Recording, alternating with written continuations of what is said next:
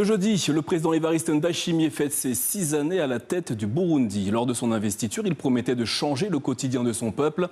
Un engagement fort dans un pays marqué par la pauvreté et les crises politiques.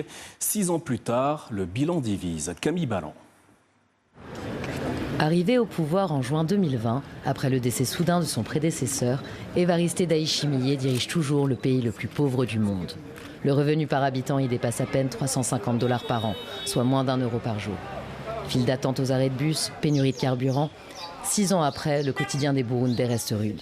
Un constat que l'opposition juge sans appel.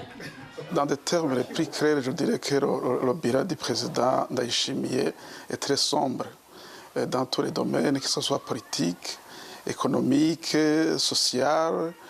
On a connu des carences de produits de première nécessité, notamment le carburant, les médicaments, le sucre et d'autres produits. Donc on a connu une cherté de la vie où les personnes qui vivent dans les grandes villes ne peuvent plus joindre le début du mois. Côté économie, le tableau est plus nuancé. L'inflation qui frôlait les 45% début 2025 est retombée autour de 11% début 2026, selon le Fonds monétaire international. Une accalmie, mais les prix des produits alimentaires continuent de peser lourd sur les ménages. Les partisans du président, eux, défendent surtout des avancées sur la sécurité et la stabilité. Tout n'est pas rose, il y a des choses qui ont été réalisées positivement, notamment au niveau de la sécurité, au niveau de la paix, de la stabilité du Burundi, de la stabilité de notre région, de la cohésion sociale. Mais au niveau économique, il y a des défis qui sont posés, non seulement au niveau du Burundi, mais au niveau mondial.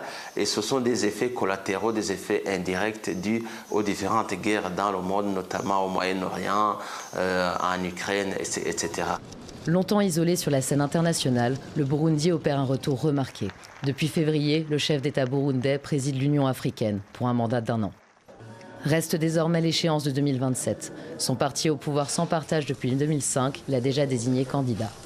Face à une opposition affaiblie, il fait d'ores et déjà figure de favori.